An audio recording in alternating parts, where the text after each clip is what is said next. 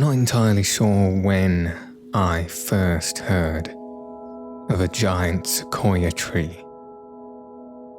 but I do have a vivid image in my head of sort of a low-angle photograph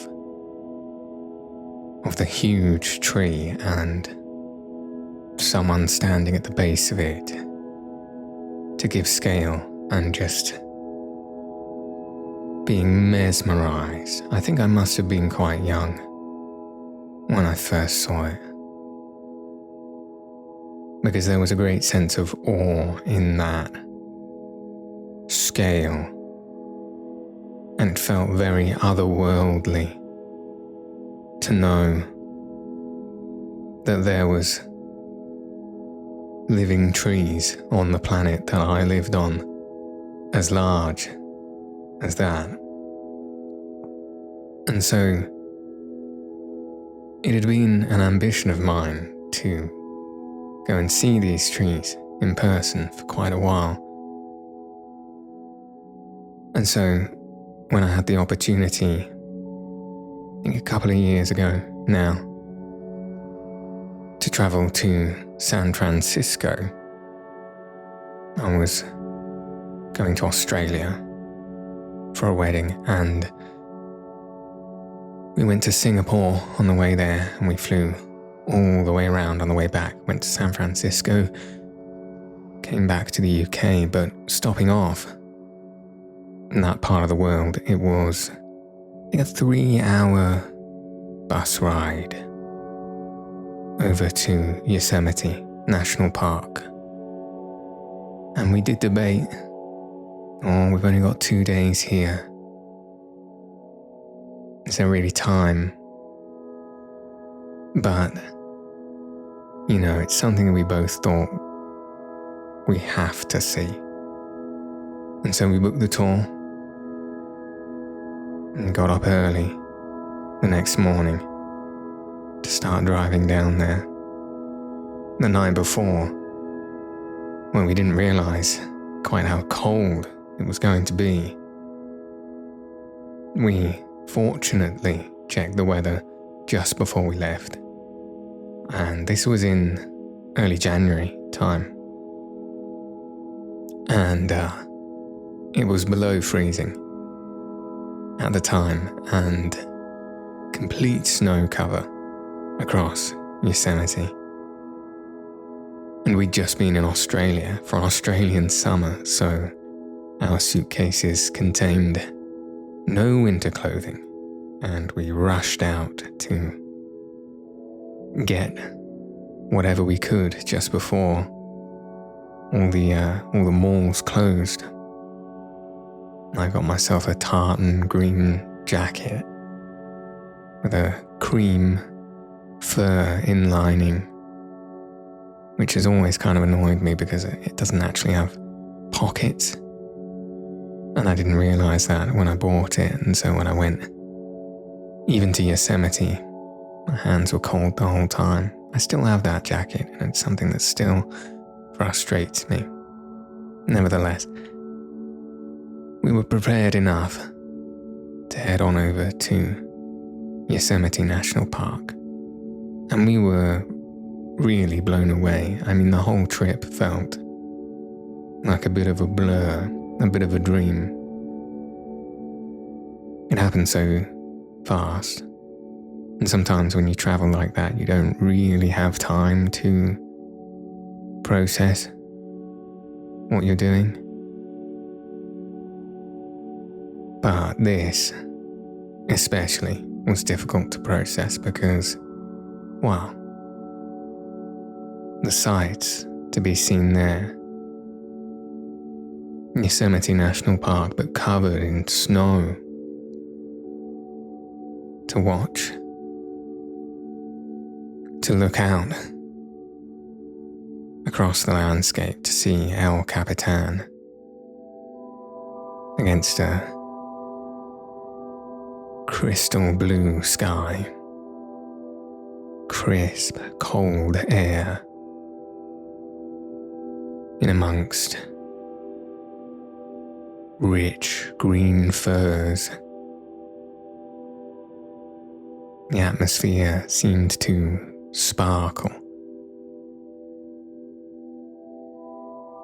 And when we left, some 3 hours later, we lamented the fact that we didn't have more time to spend there. I think we barely saw 1/5 of the park itself. But it truly was special. And I say this because it turned out that due to the heavy snowfall, we weren't actually able to go and see the giant sequoias. The area in which they were in was a bit too dangerous at the time, supposedly, for us to go and visit them. And so I've still yet to see them in person. But it's still a huge ambition of mine. I definitely love to go and see them. I think they exemplify a general kind of awe and admiration that I have for nature in general. Absolutely, but trees especially. Impressive trees. I mean, all trees to some degree are impressive when you think about it. You know, having to fight against the elements in the way that they do and root themselves into the ground, drawing nutrients from the earth. But when you see a special tree, you know you've seen it. You know, there's something really, I would personally say, spiritual about an old, gnarled tree that you can tell has seen some things in its time. And I think I definitely get this attitude from my dad, who always, even from a very young age, talked about trees with a reverence. And he was a spiritual man, most certainly. Something he has also imparted to me. But the way he would talk about trees, I think, superseded anything one might call airy-fairy or platitudinous,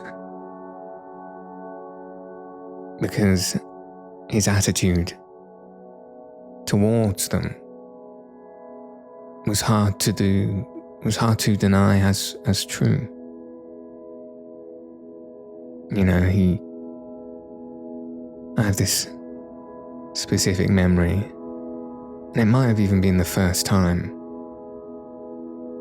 that he said something like this to me before, because I remember it as having a great impression on me, like something clicked in my head when he said it. But we were walking through some woodland. It might have been near my home where we grew up. It might have been somewhere further afield on holiday.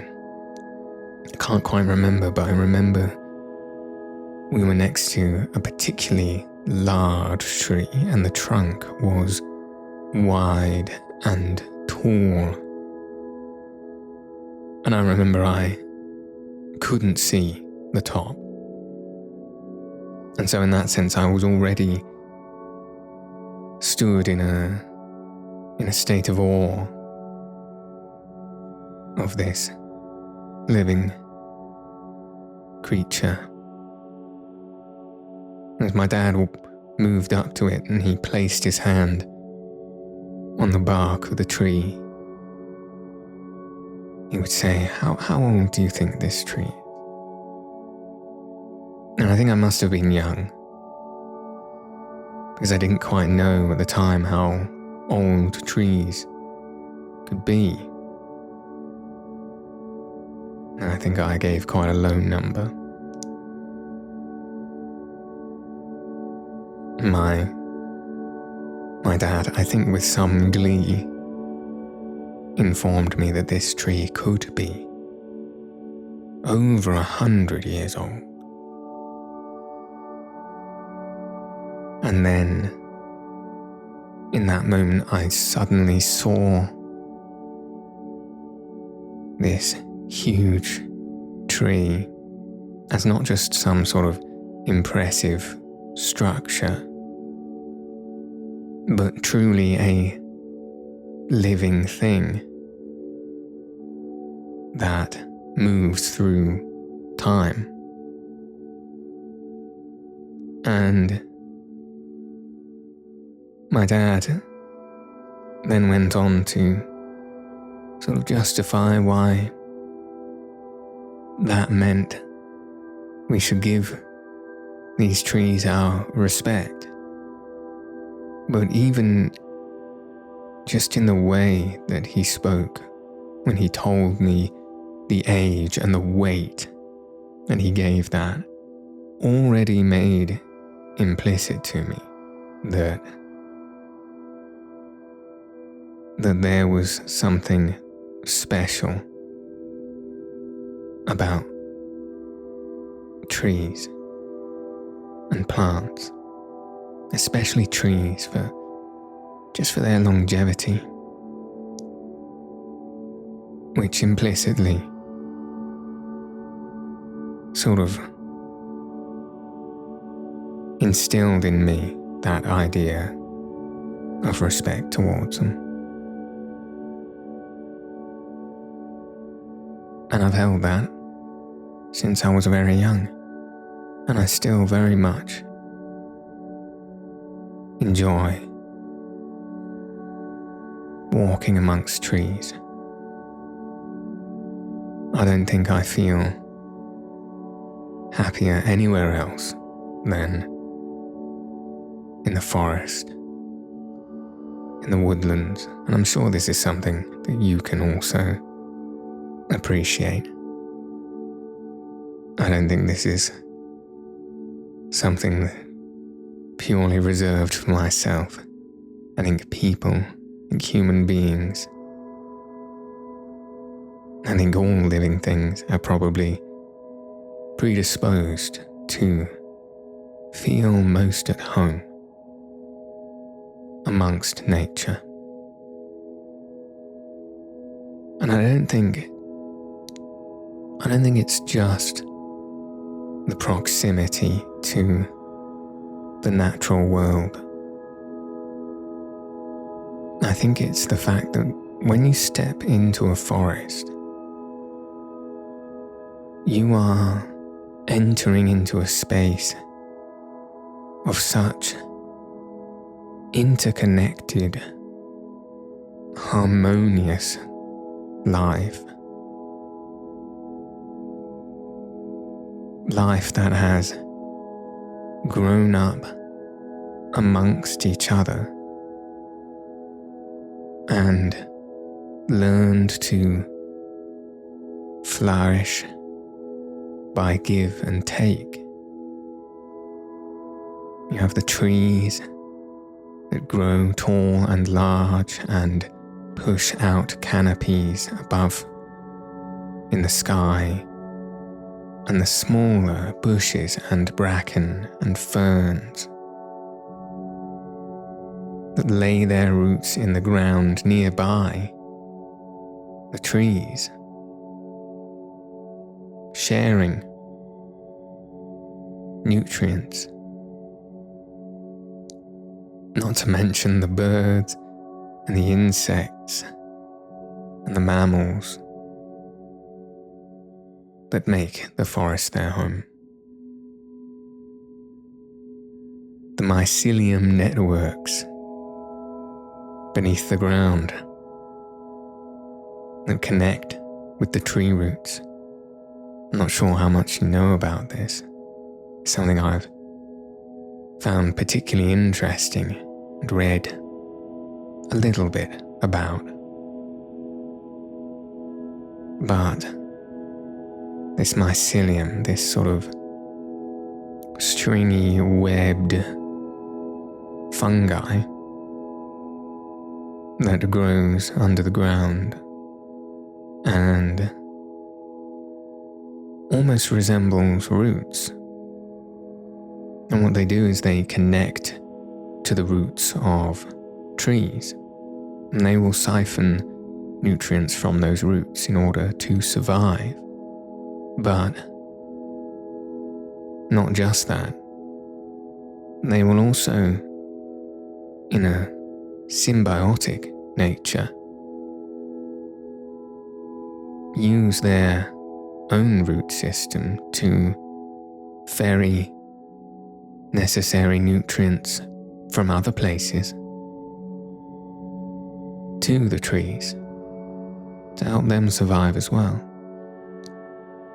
And they may in fact even ferry nutrients from another tree if they have them in excess, which is a marvelous thing that you just wouldn't know is going on beneath your feet as you walk through a forest.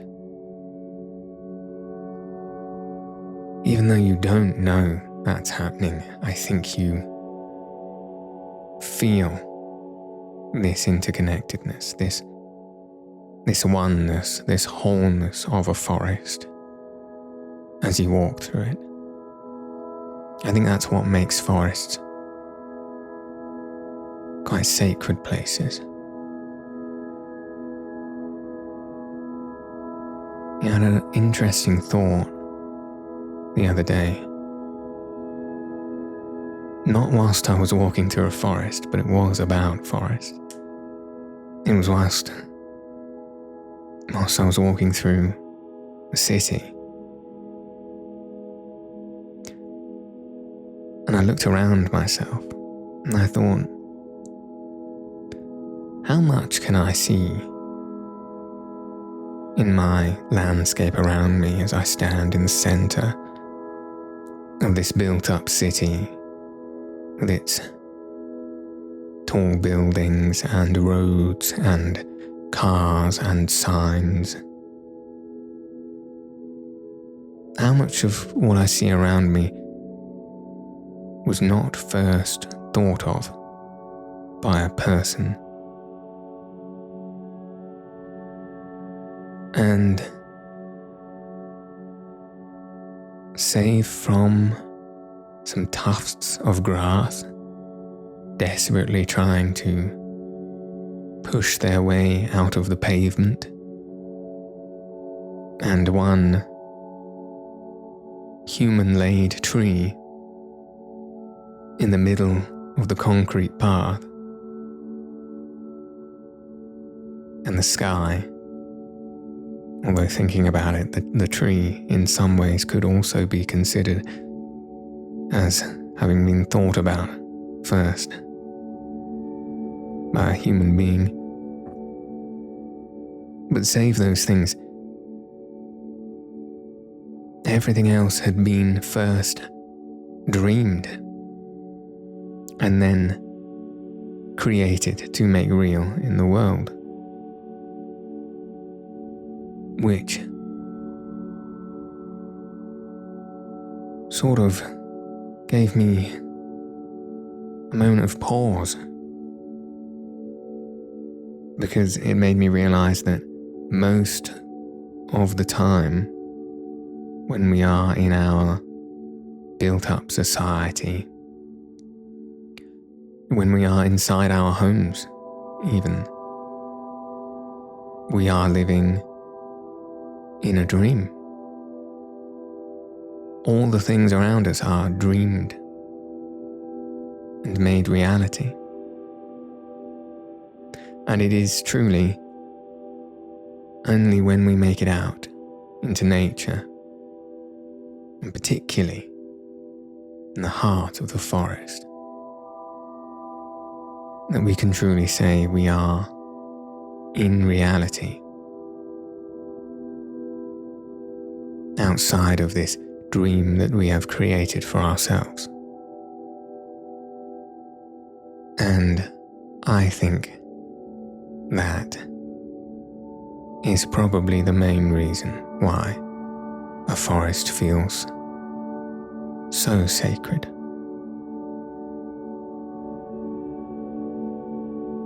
You know, to talk about nature in this way reminds me very much of the writing of Winthrop Packard,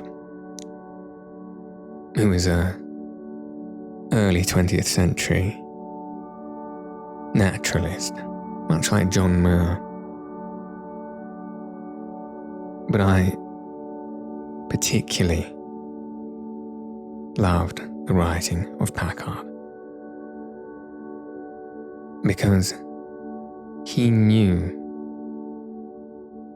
a little something about that sacred magic of nature that truly is hidden from most of us until we spend the time dedicating ourselves to being amongst it and understanding it. And only then, when you've really been still on the floor of the forest and really spent time only purely listening to the wind through the leaves of the trees and smelling the earth and looking carefully at the shapes and the colours around you, that a glimmer of that magic of nature will present itself to you.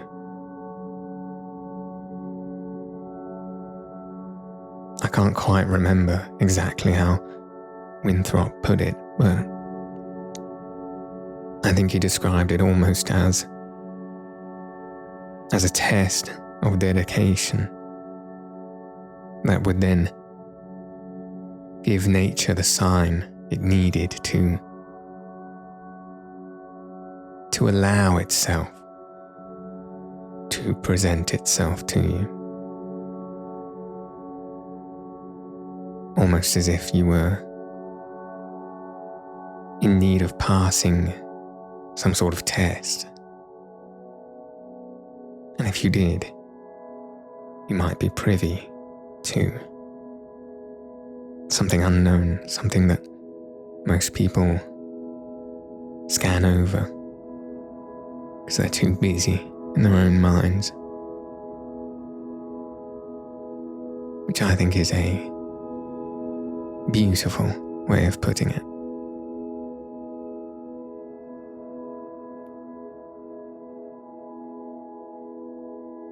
I find that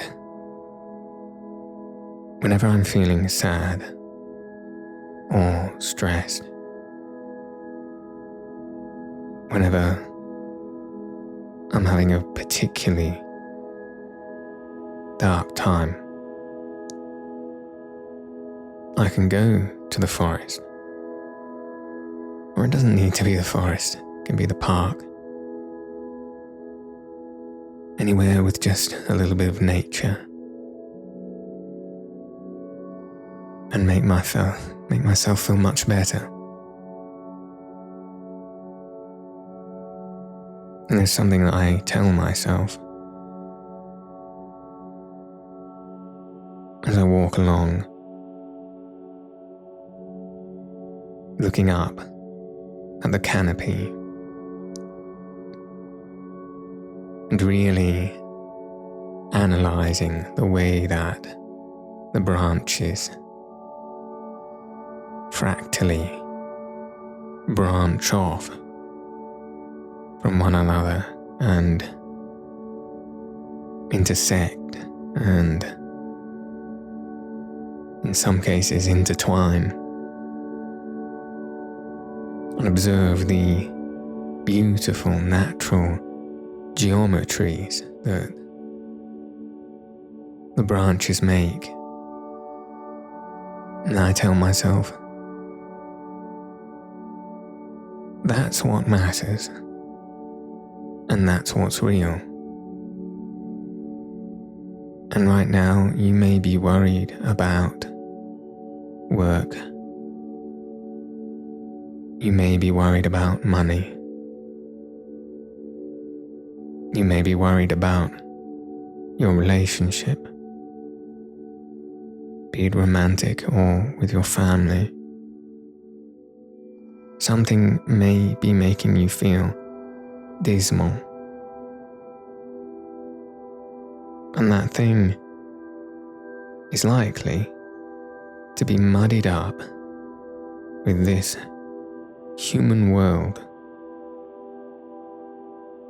that so oft creates problems for itself. At that above you, I say to myself, that beautiful geometry, the nature around you,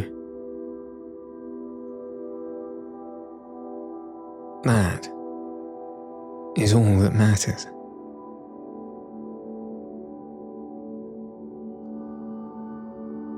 That's reality.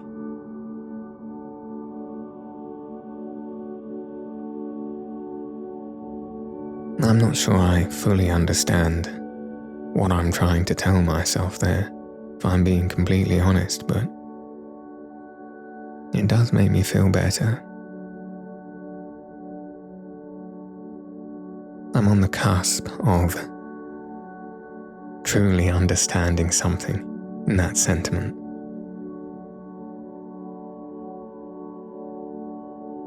And I hope, after some time, some years of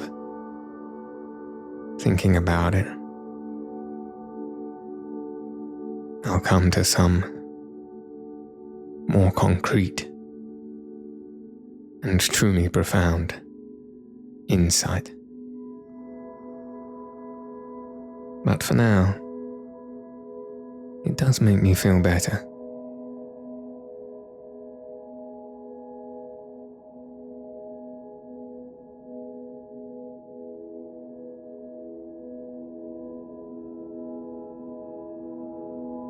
For a long time, quite a few years,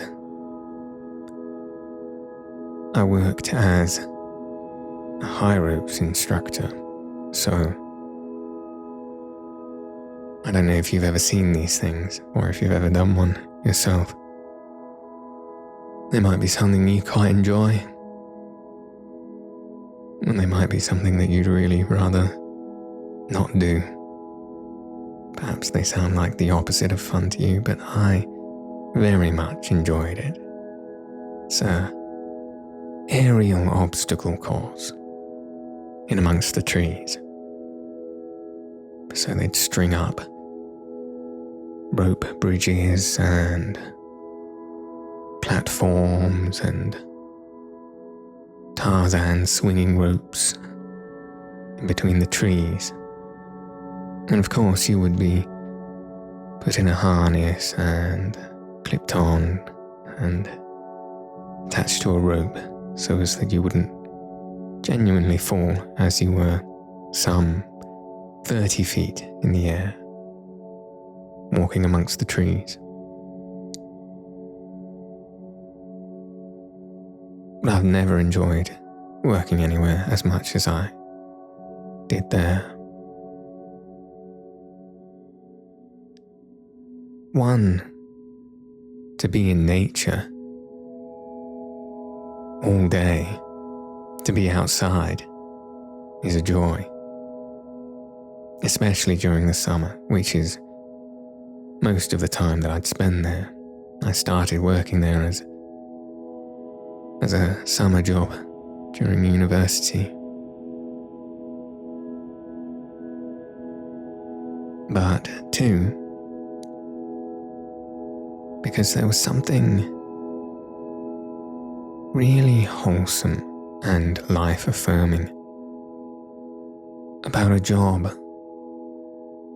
where your only duties were really to, first and foremost, ensure people are safe and keeping themselves safe.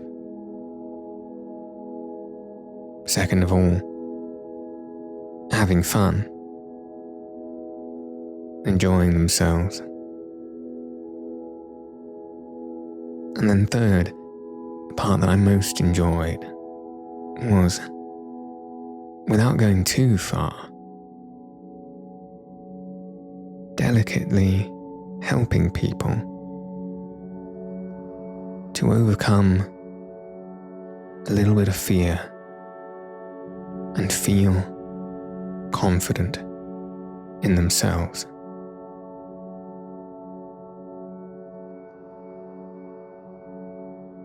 It's a wonderful feeling to have such a brief but profound connection with a person in a situation where you feel supremely confident and you know you can help someone through something.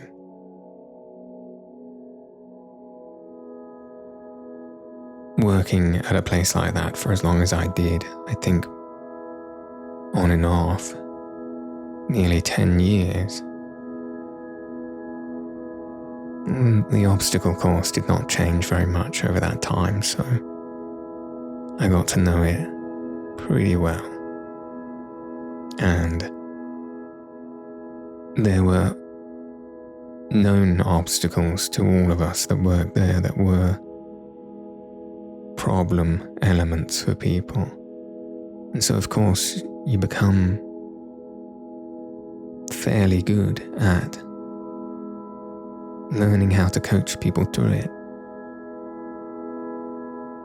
I think my favorite one to help people through was such a simple obstacle, but I would say it probably threw maybe 40% of people that came across it, especially the young kids. And it was simply a large gap of about, I would say, 2.5 feet. You have a wooden platform that you're standing on, a gap of about 2.5 feet. Of course, below that being nothing but a 30-foot drop, and then a platform on the other side. And the general reaction often when people get to this point is to say, I don't know what to do. There's no obstacle here. There's nothing. How do I get to the platform on the other side?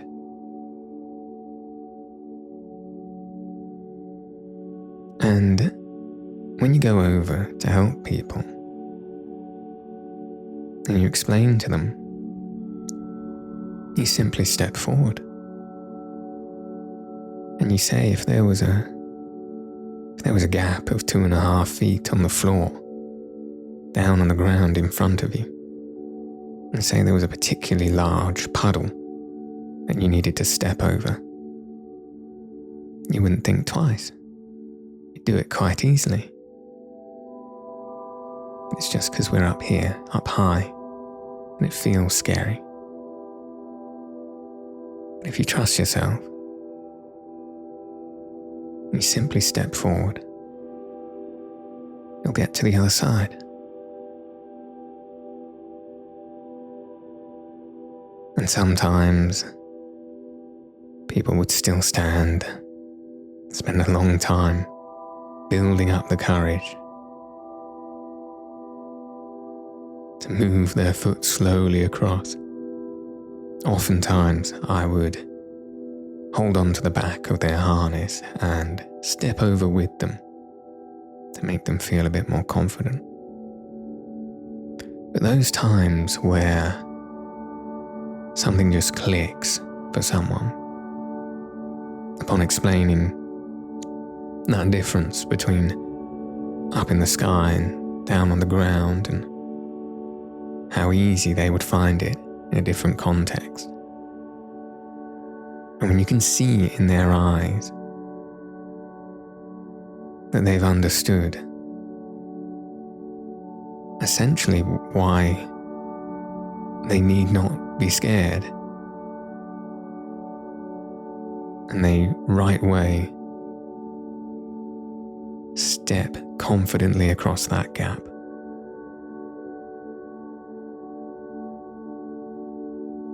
It feels profound. It's a wonderful thing to see. And I truly believe that when they do that, they don't just learn something about making their way across an obstacle course.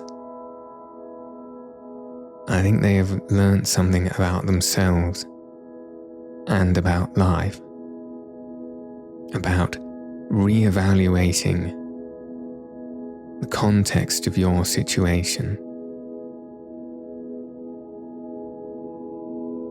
in order to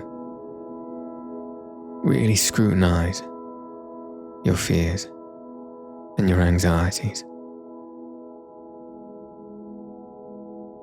Because if you can flip your perspective in that way, then you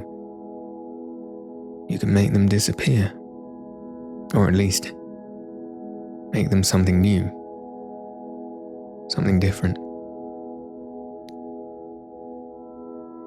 I think that's what I'm doing when I look up at the branches of the trees and tell myself, remind myself that that is what's real. Trying to flip my perspective.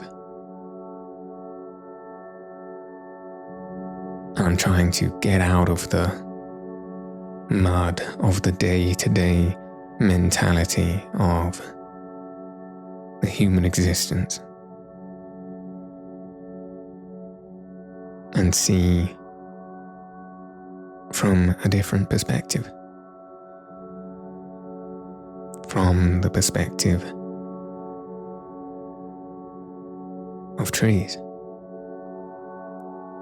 those things that have lived so long, through so much time,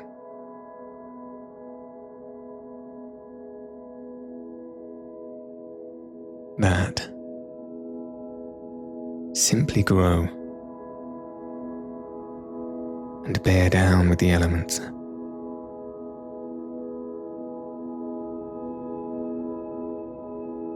That is what is real.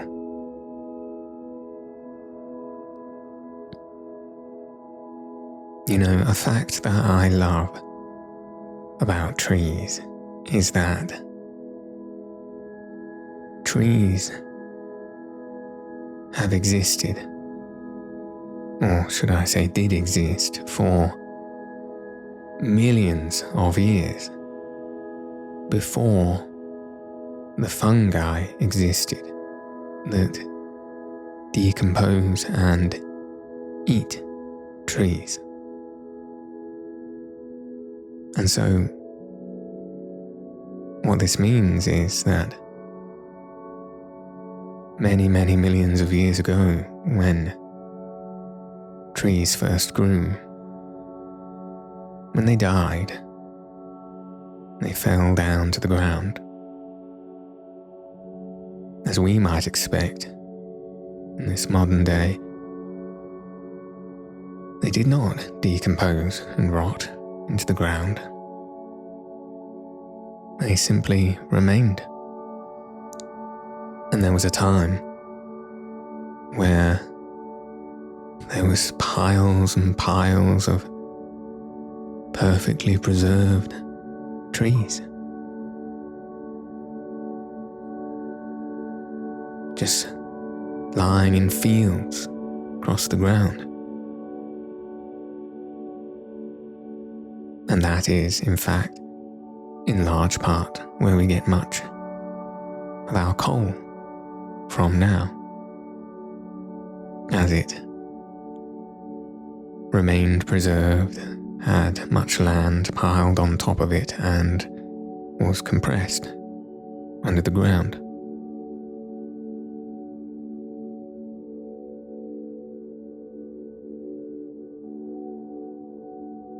I like that fact. I think it reminds me, again, how long trees have been around. Makes them seem all the more magical.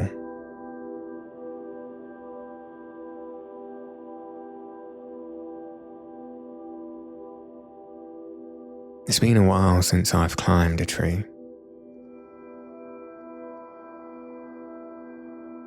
I think I'd like to do that again sometime soon. I used to climb trees all the time. It was something of great enjoyment to me and my friends when we were young. We'd spend hours trying to climb trees like rock climbers try to solve problem walls at rock climbing centres, there. We'd find particularly difficult but tall, strong, sturdy trees, and we'd shimmy and shuffle and pull our way to certain parts, and we'd scrape our arms and our knees, and we would fall and hurt our ankles as we crashed to the ground with no success, but the satisfaction when you are able to reach that point which you could not before. I do miss that feeling. My son is very young at the moment. He's 4 months old.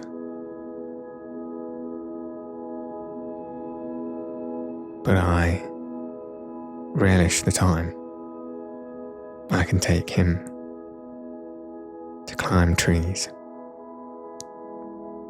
Probably without his mother, who is someone who much prefers to keep their feet on the ground. And I'm sure she would much prefer that he keep his feet on the ground also. But I don't think you can stop kids from climbing trees. You see, when you're young, I think that connection with nature and that understanding of its poignance is far more innate. And sometimes you might see kids playing outside with nature, and with their flippancy and with their casual offhandedness towards it, I think some adults might interpret that as perhaps a lack of respect, or an indignance or an ignorance towards nature. But I don't think that's true. I think they are more in tune and they feel more a part of it. Like they have more of a right to run barefoot on the grass and to pull up daisies and to trample on ferns and flowers. Not because they disrespect it, but because they are a part of it.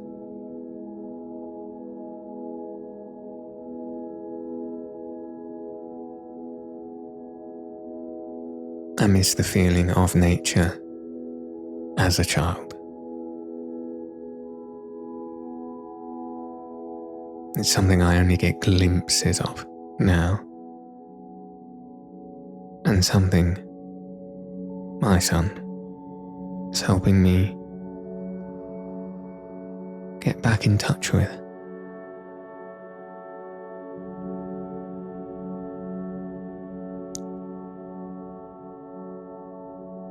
We've had a few walks as a family through the forest.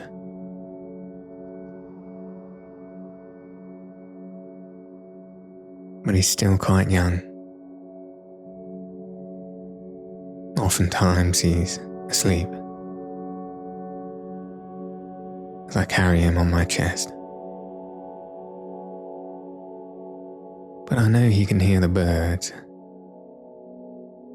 and the wind through the leaves. And it makes me feel happy to know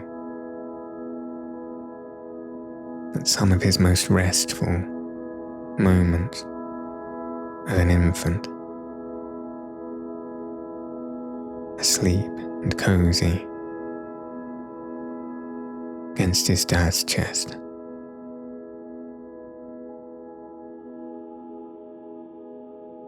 will be imbued with the memory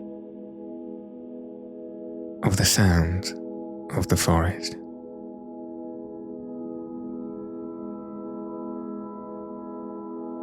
And I guess we can't really know, but I think when he's a little bit older, though he won't quite remember it,